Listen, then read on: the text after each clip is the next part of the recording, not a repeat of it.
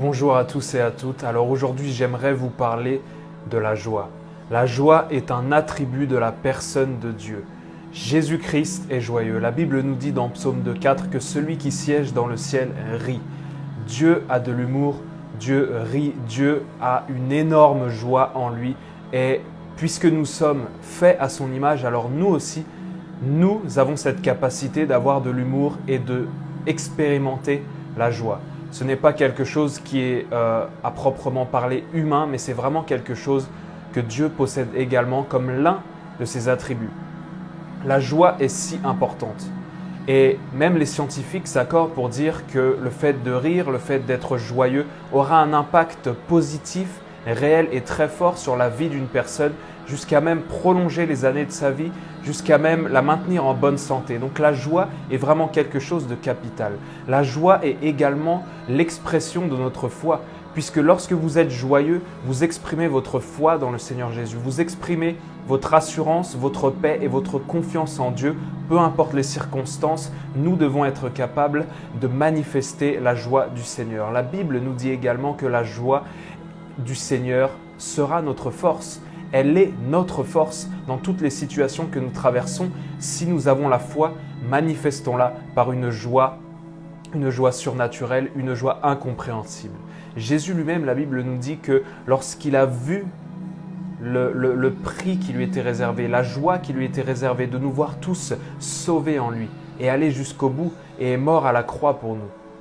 1 Thessaloniciens 5,16 nous exhorte en nous disant « Soyez toujours joyeux ». Soyez toujours joyeux. Cela ne nous dit pas « Soyez peut-être joyeux, soyez joyeux seulement dans telle ou telle circonstance ». Non, non, non. Vous êtes en Jésus-Christ alors. Soyez toujours joyeux parce que votre joie ne dépend pas des circonstances extérieures, des circonstances du monde, mais notre joie dépend seulement de Jésus-Christ et de sa parole et de ce qu'il a dit sur nos vies et de ce qu'il fait dans nos vies. Alors, lorsque nous voyons Jésus-Christ, ce qu'il a fait pour nous, lorsque nous le contemplons, lorsque nous l'aimons, nous ne pouvons qu'être remplis de joie. Nous ne pouvons qu'exalter de joie.